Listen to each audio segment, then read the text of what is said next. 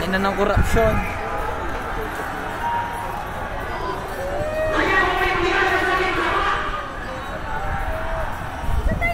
Saan parking? Wala pa. Kami buwis buhay sila natubuhay sa buhay.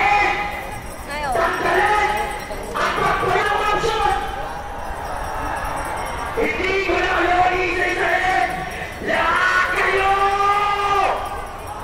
Dahil sa Codex ng Pilipinas, nakikinig! Hindi kami titigil! Kung hindi nyo kami makikiglan, wala na pag-asa ang Pilipinas! Kung hindi nyo kami...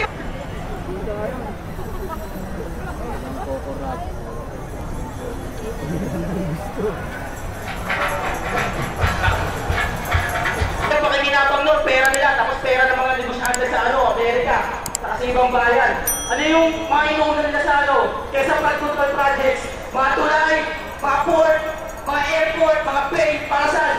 Para laguan ng mga kapital, para magpayaman po sila lalo, samantalang yung pinakatakbo ngayon ng flood control projects, ilang taon na pero wala pa rin. Ang ginagawa sa atin, resilience. Matitibay naman ang Pilipino, di ba na yun? Tingin nyo. Siya Duterte, pipilitan pa yung mga rally? Siyempre hindi. Kasi gagawin ng mga kapulisan laban sa mga taong nagpapagkataka. Ngayon.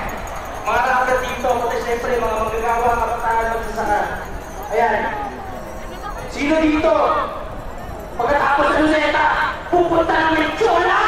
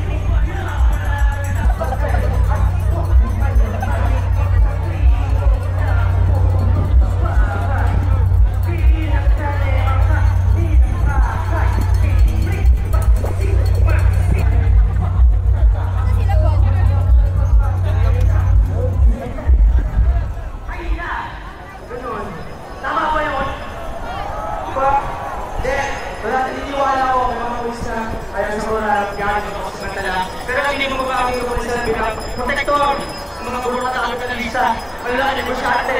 Kaya ngayon, titigay tayo sa tuwag yan eh.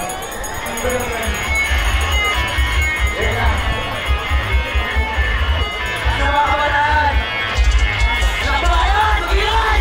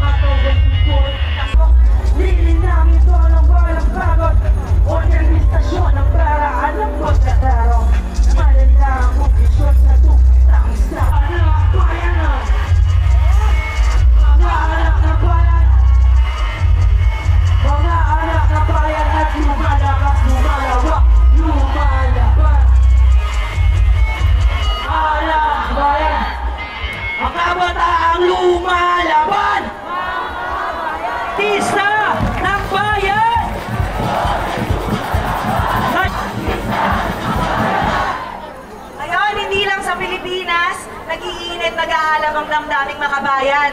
Sa iba't ibang padako ng daigdig mula sa Freedom Flotilla papuntang Palestina sa mga militanteng pagkilos sa Nepal, kung saan nakulong at nagluklok sila ng unang babaeng Prime Minister hanggang sa karatig bayan nating Indonesia, kasulukuyang nag-aaklas laban mula sa pagmamalabis ng kanilang opisyales, nangunguna ang ating mga kasamahang Gen Z sa matapang na pagkilos. Yes, kaya palakpakan natin ang lahat ng kabataan na nagpabahad ng paninindigan dito sa Luneta.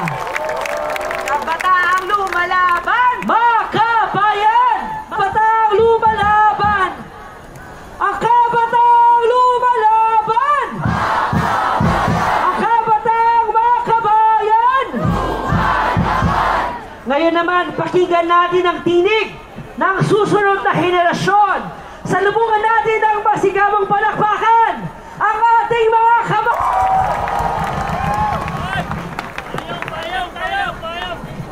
dito sa Luneta, nagtatapos ang ating pagkilos. Marami pa tayo. Una, kumilatis sa paglilitis. Sundan natin ang mga nagaganap ng mga investigasyon at pigilan ng tangkang i-whitewash ang mga ito o gamitin para iligtas ang mga sangkot sa anomalya. At mula naman sa pangmasang organisasyon ng mga kabataang kababaihan, ako po si Fran Reyes, ang kasalukuyang tagapagsalita ng Gabriela Youth. At atin pong tinitindigan ang ikalawang punto na ilantayin sa mga magnanakaw ang kanilang kasakiman at kawarangyaan. Ako naman po si Ryan Serquiña mula sa Kabataan para sa Tribong Pilipino. At nakikisa kami, ang mga kabataan, ang pambansang minorya, ang mga advocates, at ang malawak na hanay ng masa na ninanakawan, inahayag sa mga sikretong proseso ng pangulimbat. Ako naman si Sian Peralta, ang nagpalawakin ba ang ating kampanya kontra sa korupsyon at kawalang pananagutan. Upang gawin ito, gamitin natin ang hashtag StopCorrupt. Pinusulat ang ating kampanya kung sa mga paaralan. Tutunin na natin ang lugar ng mga korupsyon. Magiging protesta tayo sa mga lugar. Suportahan po natin sa susunod na eleksyon ang mga tapat at mga bayan na kandidato. Para sa ating mga kabataang estudyante, ang panawagan natin ay no to political dynasties. At ang susunod na punto, ating buksain ang mga kurap. Huwag na natin silang iboto. Subalit habang wala pang eleksyon, tumubo tayo sa lansangan, ating ipakita ang ating at tanggalan sila ng boto at proyekto. huli at mahalaga. Mag-organisa para makibaka. Kaya kailangan organisado at sistematiko rin at pangmatagalan ang ating lakad. Kukonfirmahin ko lang, no? Narito tayo dahil... Ngayon, sawang-sawa na tayo sa magnanakaw na nagtatago sa kapangyarihan sa kapan. Tama! Kaya ating paninindigan, DPWF na sistema, ibagsak! Ibagsak! Ibagsak! Ibagsak! Ibagsak! Ibagsak!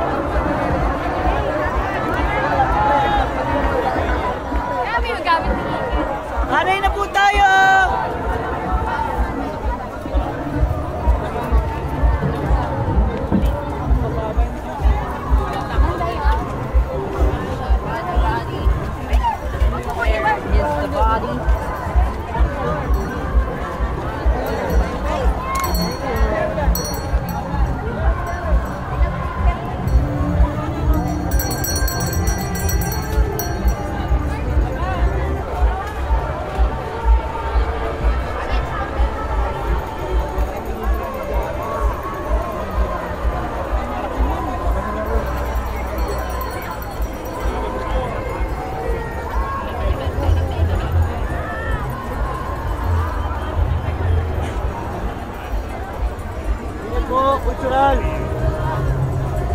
Ito po, oh.